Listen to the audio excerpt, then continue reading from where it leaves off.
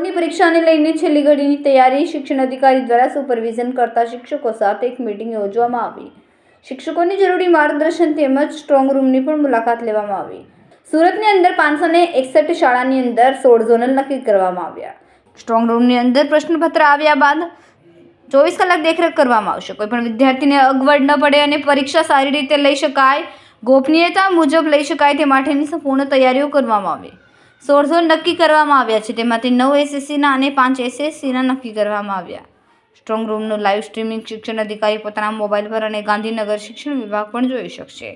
પ્રશ્નપત્ર માટે strong room કેટલા વાગે ખોલવામાં આવ્યો, કેટલા વાગે બંધ કરવામાં આવ્યો એ બધી બાબતનું લાઈવ મોનિટરિંગ કરાશે। પરીક્ષાની સંપૂર્ણ પદ્ધતિથી સ્ટાફ માહિતગાર થાય તે પ્રમાણેની તાલીમ પણ આપવામાં આવી।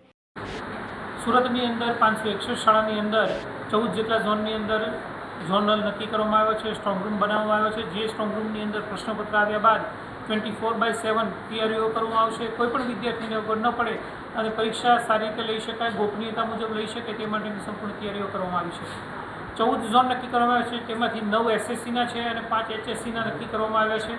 તેનું લાઈવ સ્ટ્રીમિંગ જોઈ શકાશે, મારી કક્ષાએ પણ જોઈ શકાય છે અને ગાંધીનગર માધ્યમિક અને ઉચ્ચતર માધ્યમિક શિક્ષણ બોર્ડ કક્ષાએ પણ જોઈ શકાય। પ્રશ્નપત્ર માટે સ્ટ્રોંગ રૂમ કેટલા વાગે ખોલવામાં આવ્યો, કેટલા વાગે બંધ કરવામાં આવ્યો એ બધી બાબતનું લાઈવ મોનિટરિંગ પણ કરી શકાશે।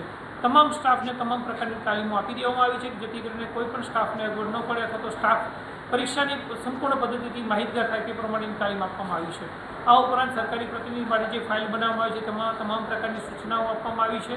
એ તમામ સૂચનાઓ જે છે એ ફાઇલમાં આપવામાં આવી છે। આ ઉપરાંત તેમાં લોકેશન પણ આપવામાં આવ્યું છે કે જેથી કરીને લોકેશનને પણ આઈડેન્ટિફાય કરી અને ડ્રાઈવરને રસ્તો બતાવી શકાય, અથવા તો સ્ટ્રોંગ રૂમ પરથી શાળાનું અંતર કેટલું છે, કેટલા સમયમાં પહોંચી શકાય તેની પણ માહિતી મળી શકે છે।